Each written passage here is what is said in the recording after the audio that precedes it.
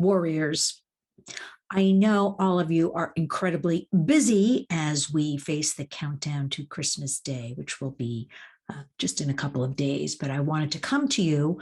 And if you've been following along with me, you know I do these videos late at night. So forgive me for any faux pas right up front. But today was Warrior Wednesday radio on WVOX here in New York. And we had two very exciting guests. We had one of your favorites and mine, Lionel from Lionel Nation, Lionel Media, who has been our resident legal analyst.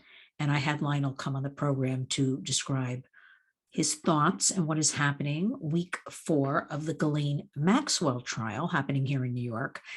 And basically the bottom line for that is the jury is in deliberations, which means we really don't know anything that's going on with the jury because they're all locked away in a room deciding the fate of the sexual predator. Well, I should say alleged sexual predator, human trafficker, exploiter, all around horrible person, allegedly, Ghislaine Maxwell, accomplice to Jeffrey Epstein.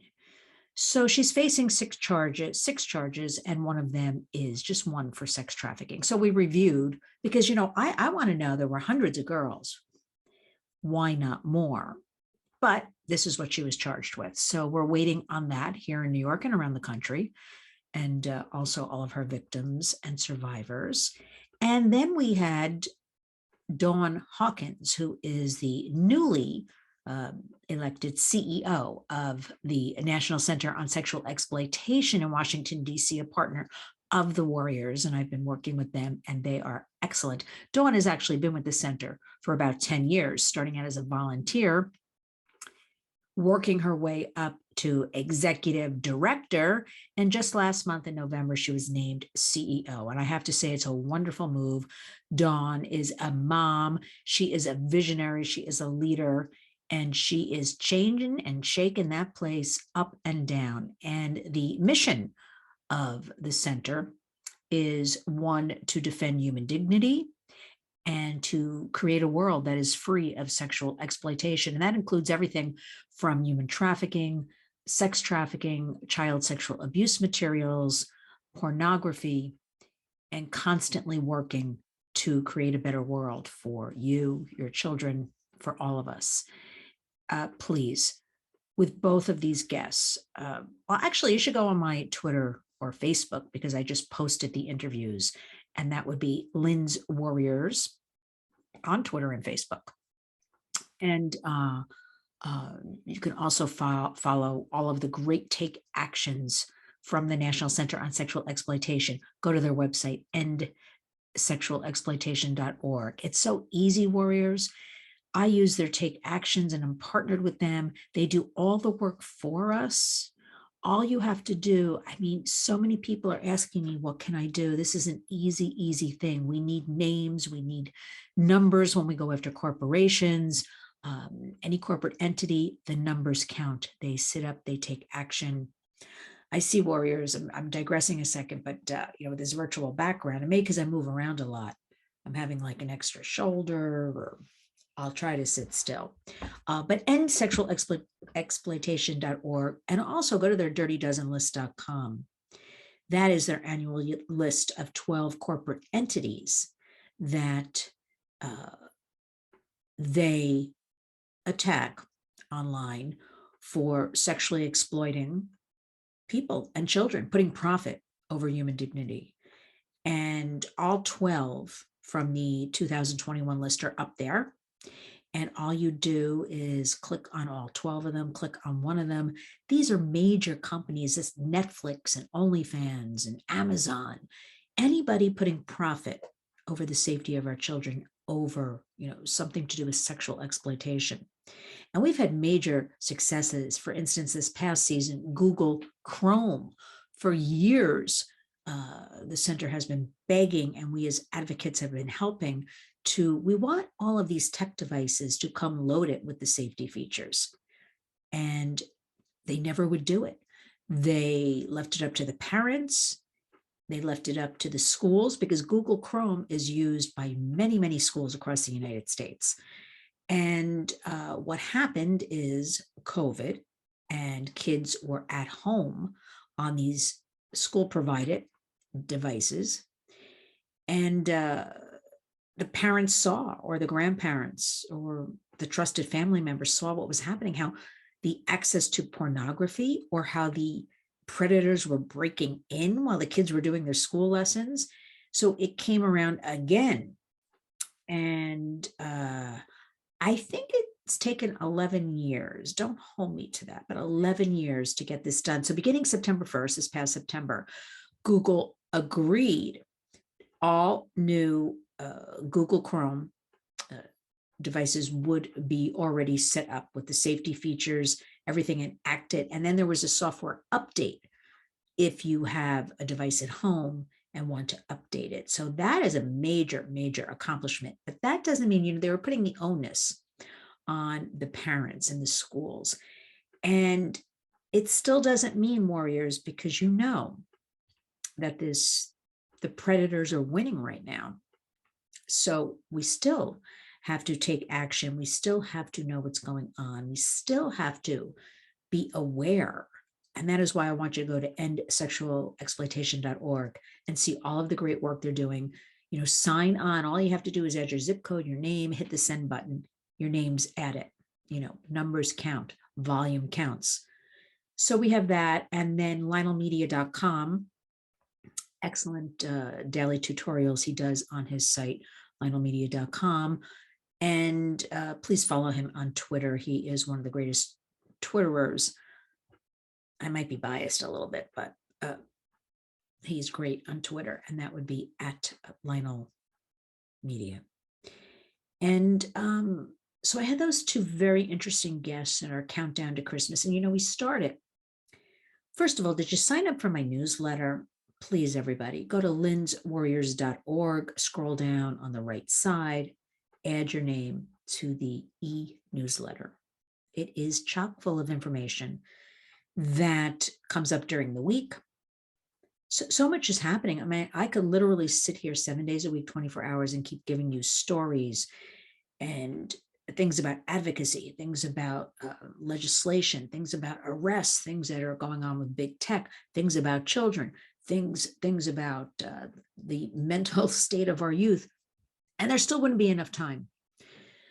I send out a newsletter every week, Tuesdays or Wednesdays, and you need to sign up for that weekly warrior newsletter. Again, linswarriors.org. I sent one out this morning. And I started it with, here in New York, things were finally getting back on track. The holidays were coming. There was the hustle and bustle in the air, and the shows were coming back up, and our beloved Radio City Music Hall Rockettes, the Christmas Spectacular, and the stores, and everything was going along. And I have a weekly meeting every Wednesday morning across town, and I walk from west to east side, and I always walk through Rockefeller Center. And it has been incredibly busy, even when I'm walking through 9 a.m. in the morning. I came out of an event a week ago at 10 o'clock at night, which was right across the street from where the Christmas tree is in Rockefeller Center. And, we walked over, I wanted that yearly photo with the tree, packed, people with kids, 10 o'clock at night, fun, everybody, bubbling and okay, fast forward to this weekend. You know what I'm going to say, warriors. We had the dreaded Omicron. I have to tell you today, walking to my weekly meeting, and it was about 10 a.m. this morning. It was about 10:15. I could not believe a couple of days before Christmas how Rockefeller Center was virtually empty. Now, I know perhaps a lot of people were here leading up to a few days before Christmas, or they were scared off because of the gloom and doom and all of that that's been going around in the last 72 hours or so. And it was really heartbreaking to see this. I think people are scared because Christmas in New York, 10:15 in the morning, usually you have a lot of tourists. They're out and about with the kids. Tourists go out, 7, 8 in the morning and start their days. And it was so sad. And I was thinking, okay, we're adults. We can handle this. We can't let the kids see us depressed. It is depressing, masking up again here in New York. And I know some of you, a lot of you live in other places where you don't have these restrictions, but I'm a New Yorker. We're New Yorkers. Why should I be chased out of my city where our work is, to move somewhere else? Because everything I tell you will be coming eventually, perhaps, to your neighborhood. And one thing I can point out for sure, that would be human trafficking and sex trafficking, labor trafficking, forced servitude. It's already happening. It is in every town, city, and rural area in one shape or another in the United States. Nobody's escaping this. People tell me, well, I'm out in the country. Even worse. What's even worse, though, is the bulk of all of this is being done, warriors, as you know, on the internet. The internet is the number one predator to our children. Okay, remember, wherever the children are, so are the predators. And the children have become so vulnerable, especially during COVID. And now we have Omicron facing us. I heard some buzz that New York City schools may not reopen after the new year. This is not, I just heard this. Usually when I hear something, it actually happens, but we don't know yet. That once the new year starts, the kids won't be returning back to school for 2 weeks. They will be once again virtually learning. And we all know what a disaster that was for a lot of kids, not having the socialization, the disruption, the burden on the parents at home. So it's this constant anxiety and this constant being overwhelmed, and the holidays on top of it. We all feel a lot of stress to get everything done. And then this, I never thought Omicron would disrupt the Christmas holiday. I did think it would come in January and there would be disruptions, but I thought they'd let us get through the holidays. So I'm sure they haven't announced it yet, but I'm sure because there's so many closures. We have several Broadway theaters closed. Radio City closed down permanently for the season. I had 3 wonderful parties beginning Sunday night, all canceled. Everybody's scared. And I understand it, but I also do warriors business no matter where I go. I make speeches, I educate people, I get new advocates, I garner support and donations. So I had 3 major, I'm lucky last week I had 3 things and did them. And this week, 3 more that are canceled. And that's what everybody's telling me. Their parties are canceled, their outings are canceled. It's back to social distancing. I got in the elevator yesterday. I had the mask on. A guy gets on and he stood in the corner with that plastic mask with his head down, facing the corner of the elevator, just the 2 of us. And I always stand to the side anyway. So it's back and it's depressing. And my fear is the kids are going to pick up on all of this and slip back. They're so vulnerable still from this pandemic that seems to have no end. And who would have thought we'd be back to where we are right now? So I don't want the kids to, feel our anxiety if possible. And it's tough, warriors, I admit, but we have to be that light. I was thinking about we have to be, it sounds a little cliche, but we have to be the light. We have to be the ones that forge ahead. We have to be the ones that know what our children are doing online in order to beat the predators. Because despite all the great things going on, and I always tell you this, on the city, state, and federal level, red tape takes forever, and we don't have time because you don't want that next victim tonight or tomorrow morning to be your child or grandchild or family member. So you've got to take steps. Always remember, default to safety. just remember, default to safety. Make the commitment. I've been talking about this. The most coveted gifts kids want and teens want are tech gadgets and laptops and phones and games and all that stuff they always want, the tablets. And parents and grandparents comply because that's what the kids want. So if you're going to buy one of those gifts or you've already bought one of those, please remember to default to safety. Safety filters, safety features, pins, whatever you can do, you got to do it. This is no longer like it won't happen to my child. I guarantee you it's going to happen to your child. I pointed out last week an excellent study. You want to do some holiday reading, Thorn, THORN.org.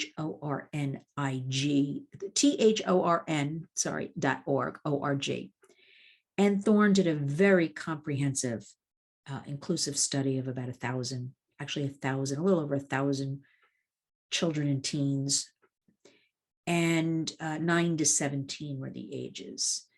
And 1 in 7 of those children admit to sending nude images of themselves to complete strangers. We call this self-generated CSAM, child sexual abuse material. So the kids are now generating their own sexual abuse material out of being online, being exposed, this normalization of the sexualization of our children that is all around us and them, whether it be in the media, the programming, the school, the literature.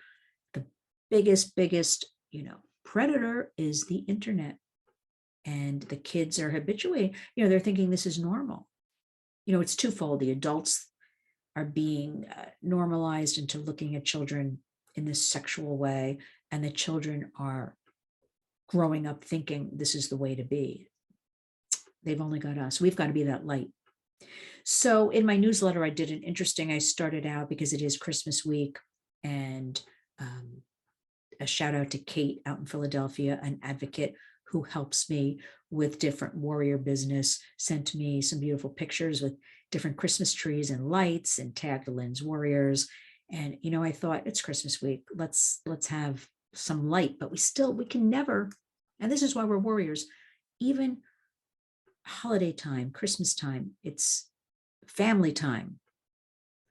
I hope most of you didn't get scared off, because I do know people here in New York who are canceling their family dinners, canceling traveling to meet family. I still hope everybody's just taking their precautions and getting together for this beautiful Christmas holiday, New Year's coming up. And so Advocate Kate, I thought, let me use these pictures in the newsletter, which if you sign up for it, you'll see some of them. And I thought, I always think it's so pretty. New York does an excellent job lighting up trees and storefronts, and you see them in the apartment windows at night when you look up and twinkling. And then, of course, out in the suburbs, people do a really great job with the lights. We were recently over the weekend in Staten Island, and I couldn't believe the displays on front lawns and the lights. And it was like, it was just so overwhelming because I loved it. The more on the front lawn or hanging off the house, the more I liked it. It felt like Christmas. I saw whole blocks that every single house was decorated, and it felt good. And then the lights came on. It gets dark here in New York, 4:30 now. And I was thinking, lights make people happy, lights. And I don't know why, but I'm like, I looked up, where did Christmas lights come from? And they started in New York City. I didn't know. So the history of it is that a man,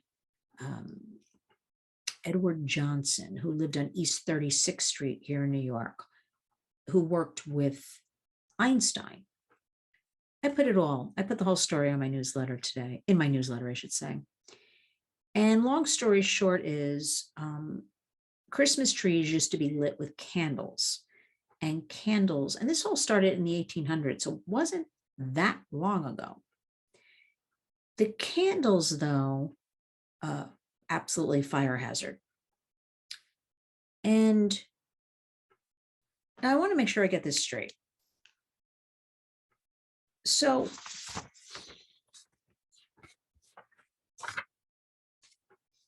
right. His name is, I want to make sure I should have been a little more prepared, everybody. But his name, okay. I found this, I'm looking up the history of lights, and I find this article from Smithsonian Magazine called Untangling the History of Christmas Lights. I think, oh, I want to know about this because these lights are making me happy and make a lot of people happy during the holidays. And in 1882, in a townhouse on East 36th Street, right here in New York, the lights on Christmas trees, the whole thing was born. This is what I want to tell you about. Edward Hibbard Johnson had an idea that to develop this light bulb that could go on trees. So he worked with Thomas Edison, and he was part of a showman, as they describe him, and a businessman and an engineer. And he thought that it goes through this whole thing, how they patented the light bulb. And then he thought if he could, make these smaller instead of the candles, he could put them on a tree. So what happened is, and this whole story goes on and on and on and on, but they set up a tree in his townhouse in a window. And this is where that comes from too. Who knew? And they had these little light bulbs strung on, and he hand wired 80 of them, red, white, and blue light bulbs. And he put it in the window, and it became this tourist attraction. And that was kind of the birth of Christmas lights on a tree that then graduated to going in windows and on houses and across bushes. It's a very interesting story. I commend it to all of you, Untangling the History of Christmas Lights. I mean, if you're interested, I thought it was a good diversion with everything going on. Again, it's in the newsletter, which if you sign up, I send them out twice. So that the newsletter will be going out again probably tomorrow night. So for those who didn't catch it, and for those who didn't read it yet, I'm after all of you. But this is really a very interesting story. And I didn't know, like I thought, a lot of New York history. I don't know why. I never thought about looking up what's going on with Christmas lights and the history of it. So I think, you know what, that's a good story to share with kids. The history of Christmas lights. We have to remember, somebody said to me yesterday, oh, you sound so old fashioned. I said, I don't care. Christmas time is the one time where you can really be a little bit goofy. You can make that popcorn, you can bake those cookies, you can watch those Christmas movies and just step back for a couple of hours and be together and try to block out all of the noise around us. There certainly is so much noise around us. I would ask all of you, you know what? Turn it off. Turn off all the cable news. Turn off the news. You've got your apps for weather. Really try to do it because you'll feel better. By habit, I put the news on early in the morning, very low as I'm working. And I'm talking 4 or 5, 6 in the morning on the computer. And but sometimes it'll catch me. And they just keep repeating the most ridiculous things. And I wish the media would tackle child sexual abuse material, CSAM, that's on every single platform you can imagine. The way they are attacking and talking and putting, the dread in, or trying to, of everybody with this Omicron. I wish they'd spend some time, dedicate some time to this subject matter. Also, I saw something else today where TikTok has taken over Google as the most used platform. I have to tell you, TikTok is backdoor to China, China-owned company. Who knows what they're doing with the information while everybody's dancing and singing. And there was a very sad story that a little girl died. She was doing one of these challenges from the platform. and something went wrong. And the mom's comment was, check your child's phone, know what they're doing on their phones. Again, warriors, we need to know what's going on with our kids. And TikTok also, again, every single platform the kids are on, you have child sexual predation. I guarantee you, nobody is exempt from it. Therefore, TikTok, I don't want to hear about it with the, as much as people are dancing and singing or whatever they're doing, there's a lot of bad stuff going on. Let's leave it at that. Instagram. The story came out even 2 weeks ago. We've known about it. Kids, 2 clicks can buy drugs. They're even directed when they're typing things into the browser. Things pop up and are directed towards them. Instagram, drugs. Dangerous times, warriors. So we want to really watch. We must. It's not that we want to. So I want all of you to take, I don't care if it's 5 minutes a day. I know everybody's busy. I know it's a dark subject nobody wants to talk about, but we're beyond that. And if you focus on one thing, I am urging you to focus on digital safety, online safety, and know what the kids are doing. Utilize those safety features, safety filters, pins on the platforms. The kids have such easy access to everything, and the predators know this. And big tech, we had that whole series of hearings, and it was great, bipartisan hearings, and they were, called out. But where's the follow-up? What's happening? They're hiding behind Section 230 of the Communications Decency Act. Everybody's making a lot of money right now on the backs of our children, and not just children, all vulnerable people. So I want all of you a couple of takeaways, because I know it's a busy week and people are getting ready for their Christmas Eve and Christmas Day, to be very aware of what's going on with their children and their grandchildren. Talk to them. That sounds very cliche also. Communicate. They'll appreciate it. They want to talk about these things. They should be able to come to you.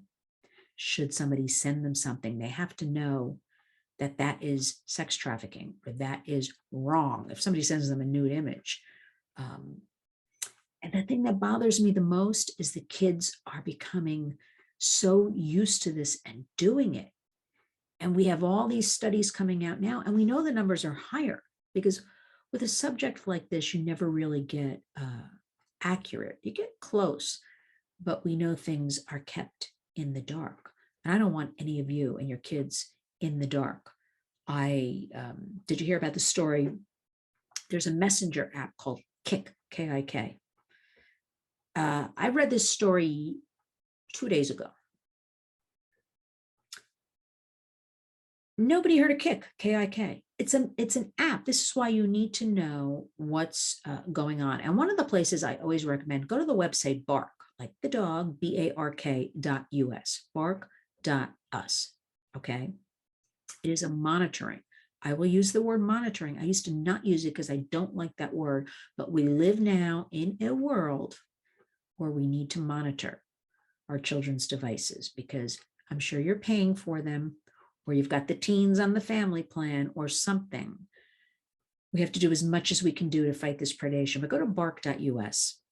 They monitor over 30 different apps, including Kik, and send you alerts when you sign up and connect the phones. And they do have a 7-day free trial. So why not try that for 7 days and get it for free and see if you like it, if it works for you and your family. For instance, if your 7-year-old was sent a nude image, you will be alerted by text, and then you can discuss it with your child. But the kids have to know that none of this, and again, I know we're all busy and we're overwhelmed and worried, and we're living with the unending variance, but we have to go on with life. So while all that disruption's happening and everybody's screaming about the wrong things, nobody's screaming about all this child predation. So we had those wonderful bipartisan hearings with Instagram and Twitter and Facebook, but where's the takeaway? Because they're still not doing anything to correct any of this. And it's up to us, to be the guardians. And it's up to missing kids. You know about missing kids, missingkids.org. That is the National Center Missing and Exploited Children in Alexandria, Virginia, a home of the Amber Alert. We call them NCMEC, NCMEC for short. And every day I pretty much post a picture of a missing child. There are thousands of them. Now, granted, some of them it's sex trafficking, some of them it's family disputes, some of them are runaways. Doesn't matter. Minors, missing kids. Where are they? Where are all these kids? I guarantee a child on the streets, we used to say it doesn't last 48 hours before the predators, get them. Now it's like right away. They can spot these kids. They hang around transportation hubs.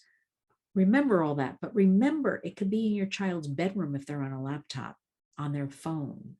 And it worries me with the ease the kids are exchanging dialogue with strangers, pictures of themselves with strangers. I mean, that is called sextortion, because what usually happens is they think the person's their friend, or it could even be a friend of theirs, and everybody's doing it. You take your top off, I'll take mine. Okay. But then remember, and I know you know this, warriors, but the kids don't seem to know it. That picture can be shared and retweeted. It's up in that mysterious cloud forever.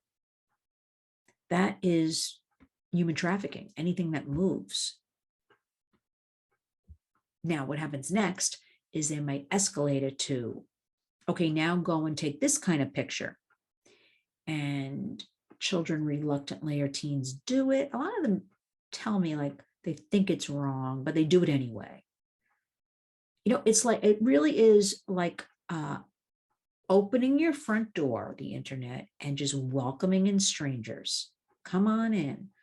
You would never do that. Or it's like taking your phone, you're in a parking lot of a mall, and say, come look at these pictures of my children. I doubt you'd do that either. But we're doing it, everybody. It's happening. We can't have it. Because the predation, the sex trafficking, the escalation, law enforcement cannot keep up with it. Millions and millions of images go through missing kids, NCMEC. They have a cyber tip line. That is another thing. If you go and sign up for my newsletter, we have to remember holidays. Most of us have a joyous time. We enjoy it. But for a lot of people, they fall into a depression, the added stress, the anxiety. And I've listed out, domestic violence hotline, human trafficking hotline, suicide prevention lifeline, cyber tip line. Because what do what if you found a nude picture on your child's phone? What would you do? Do you know what to do? And don't tell me, I'm going to say it again, it will never happen with my child. Maybe your child's doing nothing, but somebody sends them something. I guarantee you, by age 11, we know that most children have viewed pornography. There's easy access to it. Their friends show them things, pornography. And we're not talking about grandpa's pornography. We're talking about hardcore, awful, disturbing with children types of things. Call me wacky. I'm still always saying, I thought anything with minors was against the law, but apparently not. It's so big, this criminal enterprise, it cannot be shut down. So we're going to shut it down in our own ways, in our own homes, in our own communities. So I urge all of you, another good company I always recommend with a lot of free resources, protectyoungeyes.com, for safety features, safety filters. Our good friend Chris McKenna does little blog, these little nuggets that you could sit with your child, and he does a series of them and just listen for 3 to 5 minutes and then talk about it. I recommend that. I also want to talk more, and I will be. It is necessary. People don't want to hear about this pornography. I'm no prude, but it is becoming part of everyday life. Well, just today, I read an article, and the title was something like, Will the Oscars bow to pornography? Now, when I see titles, remember, I come from the world of working in strategy and damage control in the entertainment industry. So I think I know a thing or two how this works. When they put something like that in Variety or Hollywood Reporter, I already say to myself, it's here. It's not if, it's just when. So if they're going to be considering it was these foreign films that are pornographic in nature as part of the Oscars now, see, again, it's more of this normalization of sex. And they'll do it. Again, it goes into every day. Now you'll say, maybe I don't watch the Oscars. I don't care about the Oscars. That is not the point. You're missing completely. The point is they're just pushing this into everyday life, every angle they can get. And we have to remember all these entertainment platforms. I'm digressing a little bit, but they need to make money. So they are going to find it any way they can find it. And that is another one of my call actions I've spoken to you about. We want to go more into, it is Christmas and we're going into New Year's. I don't mean to be so bleak, warriors, but we do need to discuss these issues. These take actions as far as going after AT&T.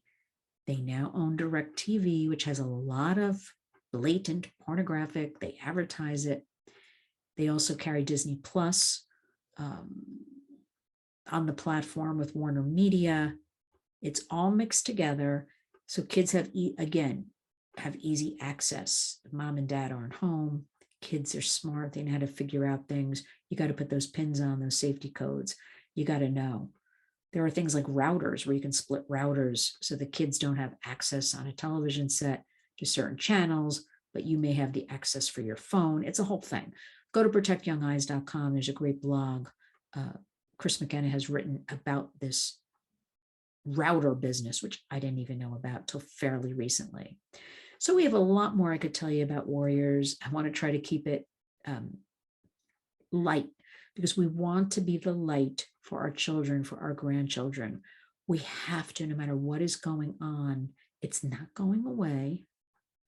Whether it's these variants, we certainly know the child predation is not going away. So arm yourself, spend a few minutes every once in a while. Go to linswarriors.org, read up. Go to my Facebook and Twitter, read up. I include a lot of great organizations that take actions. We need all of you. I can't do this alone. And going into, and I'll talk about it next week, 2022, unbelievable to think 2022,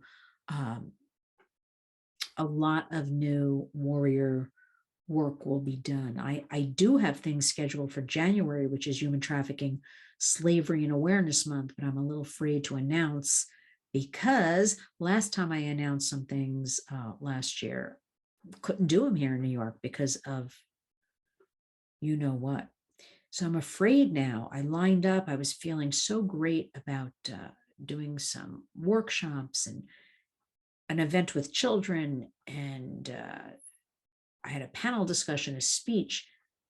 Have to see how it plays out around here in the next week or so, what they say. I fear for January for all of us, what's going on in the country, which again means warriors. All the more reason you have to take action because your kids could be back online in school. They're online anyway. Well, everybody got used to it in the last, almost 2 years now. You've got to take action. I don't know how much clearer I can be, but we've got to be that light. We've got to shine bright, and we've got to stay in touch with family and friends during this period. Please, a phone call. People are so shocked when I call them to say happy holidays, Merry Christmas, what are you doing for New Year's? Because people text, people write emails. Make a call or two, do that. But you know what? If we all took care of our immediate little bubbles, this is the only way I can figure for any of this, to be honest with you. I mean, I work on everything there is to do with trafficking and survivors. Please keep that in mind. Go to donate at linswarriors.org. I'm not shy about that. The money goes into our education workshops, and also goes towards survivors so that they have economic empowerment and money, because these people have been, I'm sorry, cast to the wayside with no opportunity, with no resources, with programs shut down during COVID. Now we're being told not enough money to continue programs. We need more safe houses. So in the meantime, we want to feed people, keep a roof over people's heads, make sure they have their medication, make sure their kids have, if they have kids, presents under the Christmas tree, if they have a Christmas tree. Warriors does all of that. So please keep that in mind. But this is all the more reason. The only way I can figure Warriors is if we take control. We block out all the noise. We take control of ourselves and of our children and our families. And I'm not trying to preach to everybody.